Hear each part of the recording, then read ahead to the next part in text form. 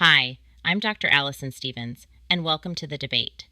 Today we're talking about SNAP benefits, also called food stamps, and our guests are George Washington and Winston Churchill. Now, of course, you're not actually hearing directly from these gentlemen, but the views they express come directly from historical analyses of their writings and viewpoints. Don't forget to like, share, and subscribe so you never miss a debate. With that, let's get started with Sir Winston Churchill, then President Washington, and we'll go from there. This entitlement is a vital component of social organization. It is essential, as I would argue, to prevent the mass of people from being, left to rot and fester in unnecessary destitution. It is fundamentally a non-negotiable moral imperative. And I will insist that while the impulse, the desire to provide relief, is indeed laudable, intellectual rigor demands we scrutinize the methods and the outcomes. The sheer magnitude of federal expenditure, we're talking billions upon billions, requires strict scientific accountability. We really must question whether this immense cost is truly justified by demonstrably consistent and measurable nutritional outcomes. I hold that the very nature of civilization moves inexorably toward the multiplication of the collective functions of society. We simply cannot view this issue through a narrow lens of mere accounting. It is a moral imperative rooted in the industrial reality of modern life. Our economic system is incomplete, I would even venture to say inhumane, if it lacks a necessary apparatus of insurance and security against the common hazards that can befall any citizen, such as unemployment and, of course, poverty. This program, which has evolved greatly since its beginnings as a way to distribute surplus commodities, now serves over 25 million people annually. And crucially, the data supports its primary stabilizing role.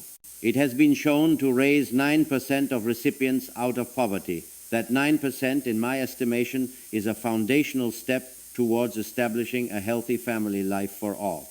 Our duty, as I see it, is to actively spread a net over the abyss of destitution. This enables society to slide forward almost painlessly onto a more even and equal foundation. To me, this social safety measure is truly indispensable, ensuring both internal stability and ultimately national strength. I approach this from a rather different angle.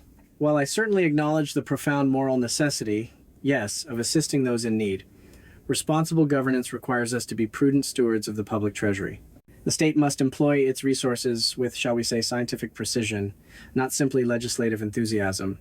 Let us speak plainly about the figures for a moment. We are discussing an enterprise costing over $30 billion to federal taxpayers in a single fiscal year. This is not insignificant. This scale demands rigorous accountability. We cannot simply assume that high expenditure automatically translates into the necessary health and nutritional improvement.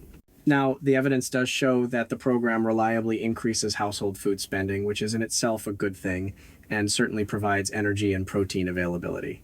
However, the rigorous academic literature offers, and I quote, little consistent evidence that participants' dietary intakes are affected.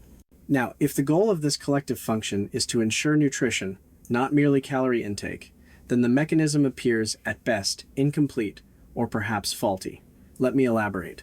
When nutritional experts measure the standard marker, the Healthy Eating Index, or HEI, individuals with incomes below the poverty level achieved a mean overall score of only 61.7. To put that in context, the HEI scale is out of 100. And 61.7 places the overall diet squarely in the category of improvement is needed. So we are spending tens of billions, yet the health outcomes are demonstrably, subpar. The issue of expenditure must always be placed in the grand context of national strength and stability. I have always held that defensive measures against external dangers and against dangers scarcely less grave and much more near and constant, which threaten us here at home, both require significant outlay. These social dangers, the squalor and misery that poverty inevitably breeds, are profound threats to the state's very foundation. We must not find ourselves prioritizing some grand symbolic expenditure, perhaps ships that are not truly needed, over the fundamental security of our own populace. If this entitlement reduces the depth and severity of child poverty, as the evidence clearly suggests it does, then the financial cost is absolutely justified for the general welfare. Preventing the demoralization and utter destitution of millions preserves the very fabric of our society far more effectively, I would argue, than any transient fiscal saving achieved by cutting this foundational measure. That's a compelling point, focusing on stability, certainly, but I would frame the argument for stability somewhat differently. We should be talking about preventing administrative breakdown and ensuring maximum effectiveness of the resources deployed. While the purpose of social organization is laudable, to prevent what you aptly call undeserved agony and ruin, we have a duty, a responsibility, to ensure the methods employed are not fostering deep-seated inefficiency, or even worse, unintended dependency, due to poor outcomes. Frankly, I'm not convinced by the line of reasoning that justifies the indefinite, rapidly expanding financial systems without achieving the stated nutritional goal. You champion the 9% poverty reduction, and yes, that is a measure of success, I grant you, but we're spending over $30 billion on a program ostensibly intended to provide nutritional security. When we see that 61.7 HEI score, we absolutely must ask, is the state merely distributing money for food, or is it succeeding at its complex modern mandate of ensuring actual health? If the program is failing the latter, then the enormous expense lacks a demonstrable triumph in its specific mission. The complexity of serving millions, which you rightly note, requires robust mechanisms to prevent accidents, or at least to mitigate their consequences. And right now, the poor nutritional metrics suggest an accident in efficacy, or at least a serious shortcoming, is well underway.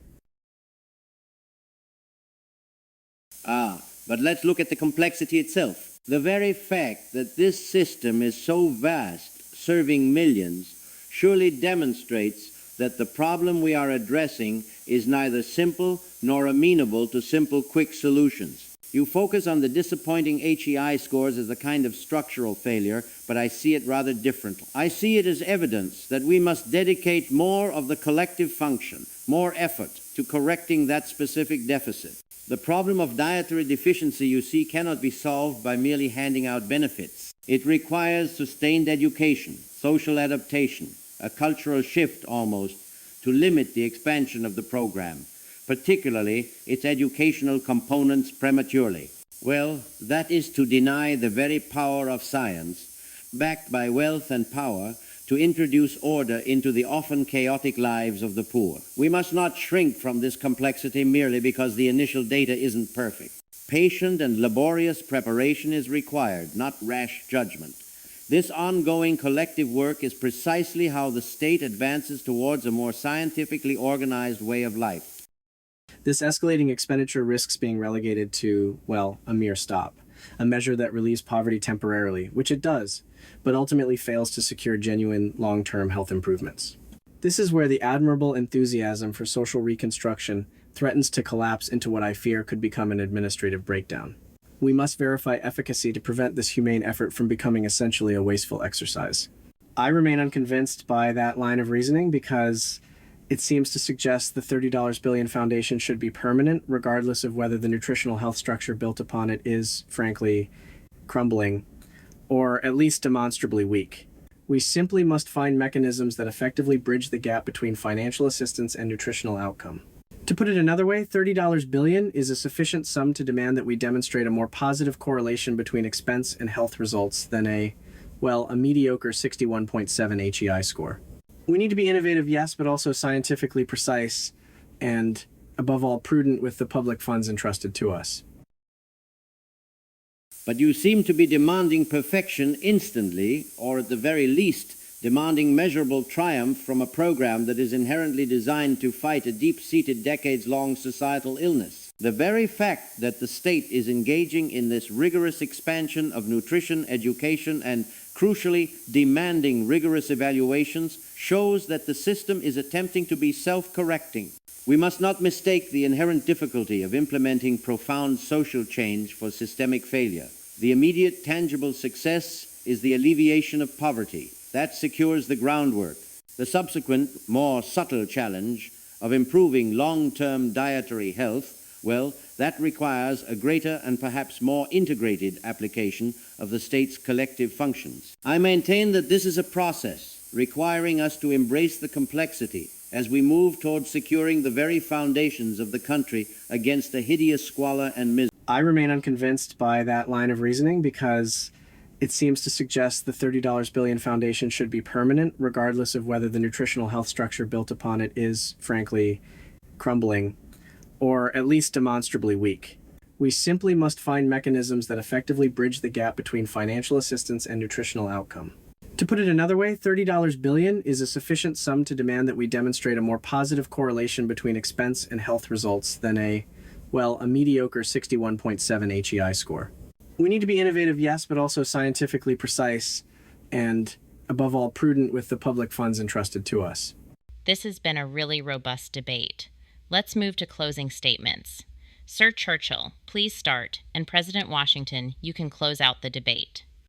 I submit finally that this entitlement program and the increasing collective functions surrounding it are absolutely indispensable for protecting millions from undeserved agony and ruin. They represent the state's solemn dedication to securing a better future for its citizens and providing the fundamental security necessary for a stable society. While effort and rigorous study are always demanded to refine the machinery, certainly we must remember that humanity will not be cast down. We are marching, however slowly, toward a more scientifically organized and secure way of life, and we must proceed with this critical work of social organization.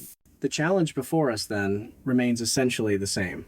How do we reconcile the compassionate impulse to assist the needy, which I repeat is undeniably succeeding in alleviating poverty, with the crucial duty of fiscal prudence and empirical accountability?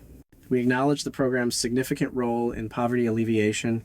However, its high cost and rapid growth, absent consistent verifiable proof of achieving its stated nutritional mandate, demand that future extensive investigations, which, as noted, have already been called for, must be paramount.